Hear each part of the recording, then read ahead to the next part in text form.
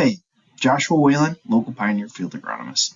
Spring is officially here, so let's talk about wheat, specifically wheat stand and early freeze damage evaluation. Starting with wheat stand evaluation.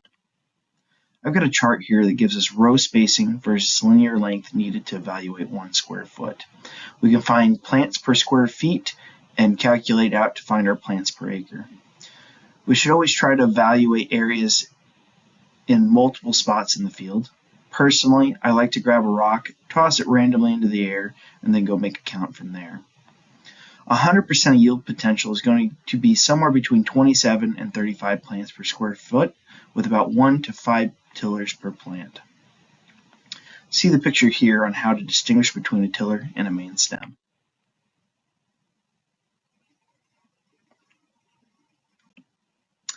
Plant stands of less than 20 per square foot should be evaluated using the final stand chart here.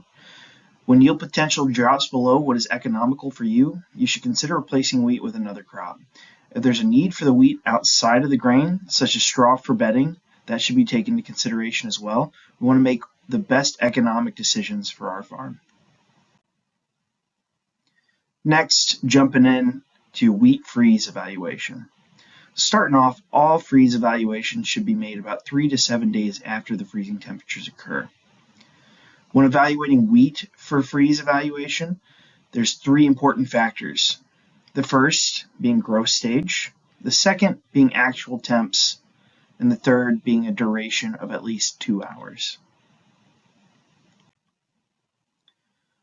So going from that chart here, I've got a field that's tillering. It's been 12 degrees Fahrenheit for at least 2 hours. I would expect to see things like leaf chlorosis, burning of the leaf tips, a slight silage odor, so that smell of decomposing plants, or a blue cast to the field. Most of the time, this is going to be a slight to maybe moderate yield impact, and we can usually get the wheat to grow out of it, especially if we follow good spring green-up applications, get a little bit of nitrogen out there. We should see it perk right up and grow through a lot of that damage. Let's say we were getting a little bit later into the season.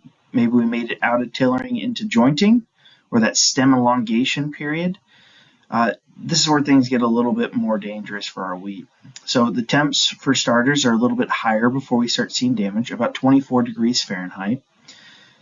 This could lead to death of the growing point, leaf yellowing or burning, lesions, splitting or bending of the lower stems, like in the picture, and again, that slight silage odor. Here I'm starting to see where our yield impact might be a little bit closer to that moderate to severe level. If we're seeing a lot of death at this point, especially that growing point death and the splitting of the stems, I really suggest you go back, take another stand count, and use that final stand assessment chart earlier in the video. So locally here up in Michigan, we did go from 70 degrees to snow on the ground and plenty of frost, but luckily for us, most of our plants are still trying to get out of that winter dormancy phase. So I didn't see any freeze damage, still had about 27 plants per square foot and about 3 tillers per plant. So field looks really, really good. Spring green-up application is going to be made here shortly. I'm really excited. I think this field's got a lot of yield potential as long as we can keep the deer away from it.